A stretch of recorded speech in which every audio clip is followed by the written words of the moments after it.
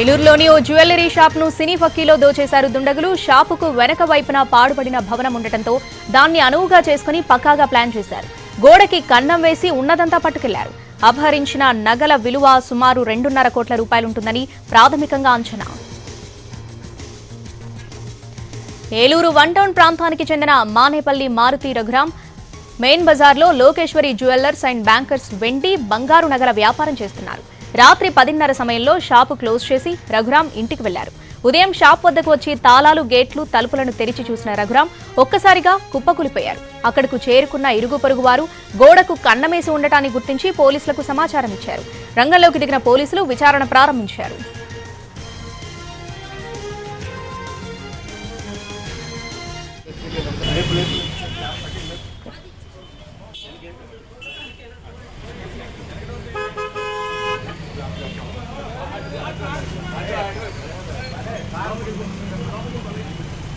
ఈ ఘటనకు సంబంధించి పూర్తి అప్డేట్స్ మా ప్రతినిధి మల్లికార్జున ఫోన్ ఇన్ ద్వారా అందిస్తారు. మల్లికార్జున్, అసలు ఎవరు దొంగతనం చేశారు? ఆ షాప్ లో ఏమైనా సీసీ కెమెరాలు ఉన్నాయా? డీటెయిల్స్ ఏంటి? చుట్టుపక్కల గానీ షాప్ లో గానీ ఉన్నాయా సీసీ కెమెరాలు?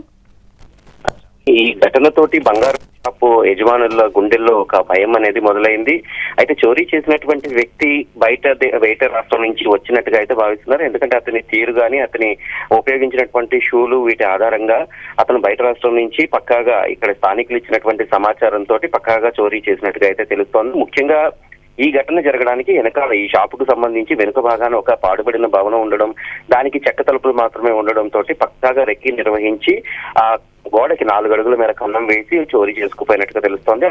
ఆ విజువల్స్ కూడా సీసీ కెమెరాల్లో రికార్డ్ అయ్యాయి. ఆ విజువల్స్ కూడా ఎన్టీవీ సంపాదించింది. అయితే ఈ ఘటనకు సంబంధించి దాదాపుగా 2.5 కోట్ల విలువ చేసేటటువంటి ఆభరణాలు చోరీకి గురైనట్టుగా అయితే పోలీసులు గుర్తించారు. ఇందులో ఎందుకంటే ఆ అమ్మేటటువంటి బంగారంతో పాటు తాకట్టు పెట్టుకునేటటువంటి బంగారం కూడా ఉన్నట్టుగా ఆ యజమాని చెబుతున్నారు. ఈ ఘటన తెలిసిన వెంటనే అతను శ్రమ తప్పి పడిపోయి ప్రస్తుతం ఆసుపత్రిలో చికిత్స పొందుతూ ఉన్నారు. ఎందుకంటే గతంలో కూడా ఇక్కడ ఇతని వద్ద నుంచి కొంత బంగారం అనేది పోలీసులు రికవరీ చేసినటువంటి పరిస్థితి ఉంది. ఎందుకంటే గతంలో కూడా కొంత చోరీ అయినటువంటి బంగారం గుర్తు తెలియనటువంటి వ్యక్తులు తాకట్టు పెట్టినటువంటి సమయంలో ఆ బంగారాన్ని కూడా పోలీసులు కొంత రికవరీ చేసినట్టుగా తెలుస్తోంది. ఆ తర్వాత మళ్ళీ ఇటువంటి ఘటన చోటు చేసుకోవడం పోలీసులకి ఇటు సవాల్గా మారింది. అదే సమయంలో ఇటు గోల్డ్ షాప్ యజమానులకు కూడా కొంత భయాన్ని కలిగించేటటువంటి అంశంగా మారింది. ఇప్పటికైతే పోలీసు జాగిలాల ద్వారా అక్కడ విచారణ అనేది కొనసాగిస్తున్నారు. అయితే ఆ వచ్చినటువంటి వ్యక్తి ముందుగా ఆ షాపు ముందునే రెక్కి నిర్వహించినట్టుగా జాగిలాలు అయితే గుర్తించారు.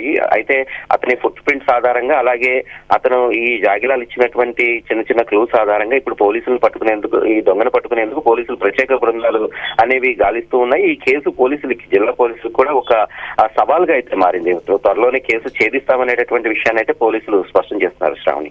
Right Mallikarjun, thanks for the updates.